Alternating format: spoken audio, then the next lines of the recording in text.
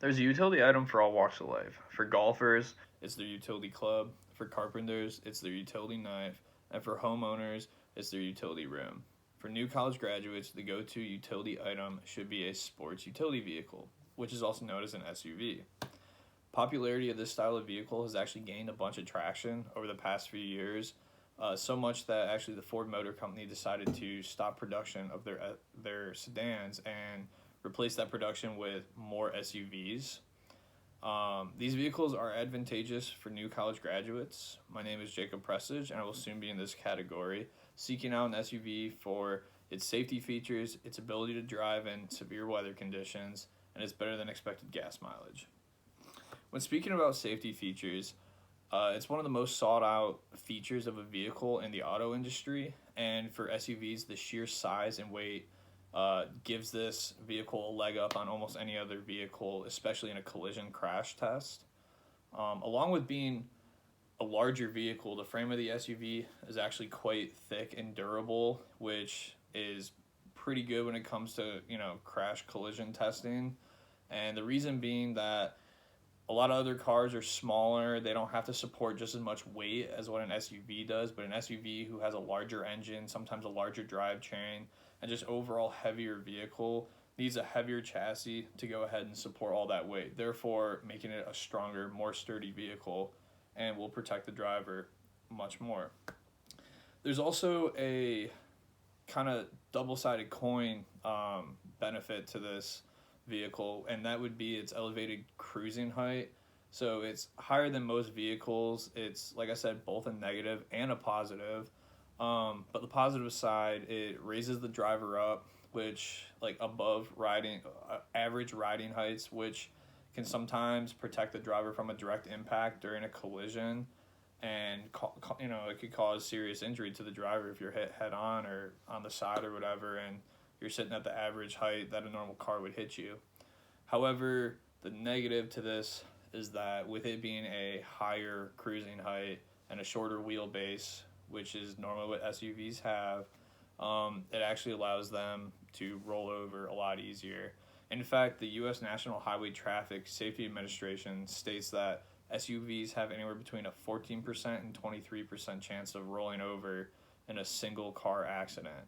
So this drawback definitely should not be taken lightly. Instead, it's important to note that actually 78% of all rollover fatalities include in an SUV. So yes, it's possible to roll over other vehicles, but you're less likely to have a fatal injury in other vehicles if rolled over as opposed to an SUV.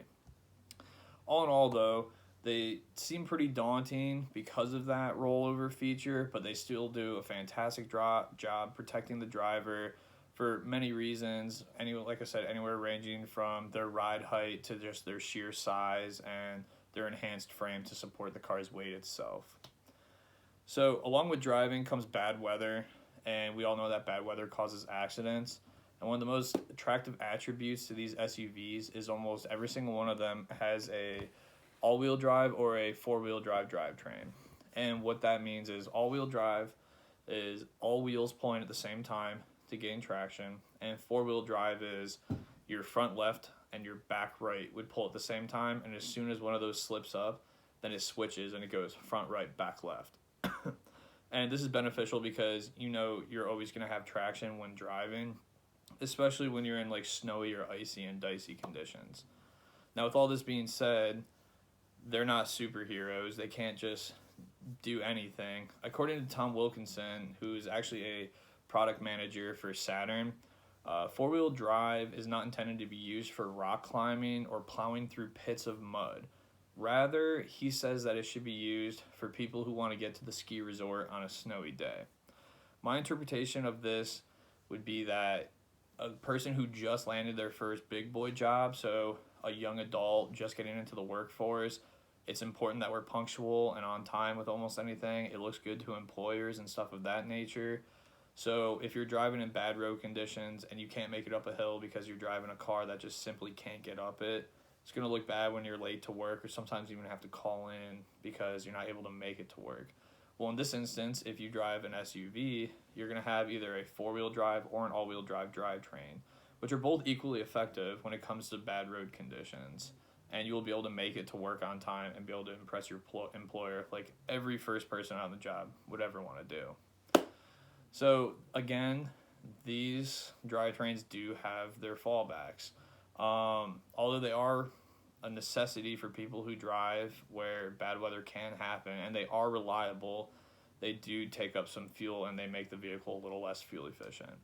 So according to Montoya of Edmunds.com, which is a car website that you can actually go on and learn facts about a vehicle before purchasing and read up on them, all that good stuff.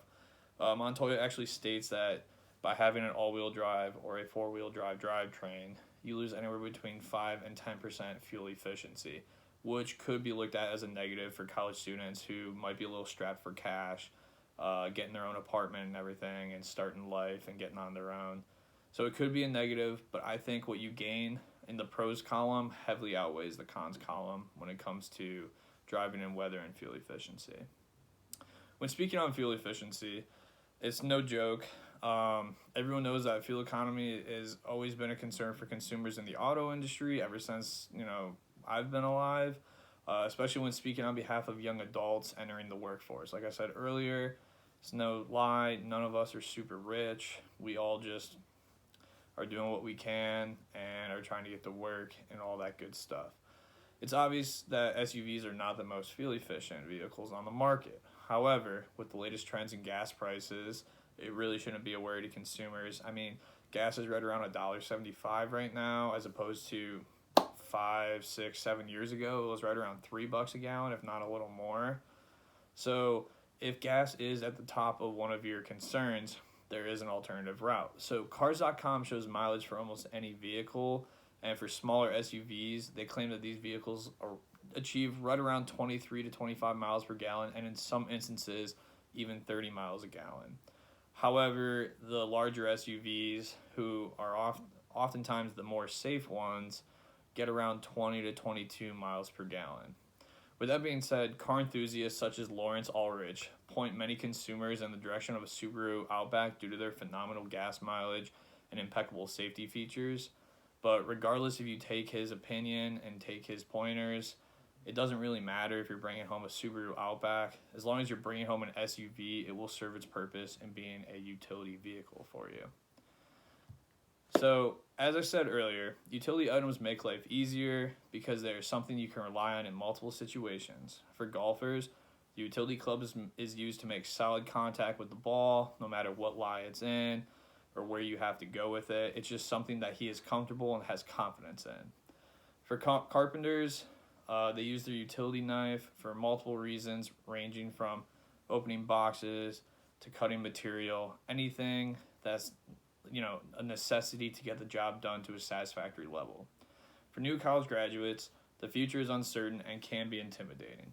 But with the purchase of an SUV, they will have the pros of a sports utility vehicle working in their favor, and they will always have something they can rely on to make it to where they're going in almost any weather condition in a safe and fuel-efficient way, and the only thing left to decide on is which one you want to bring home and park in your garage.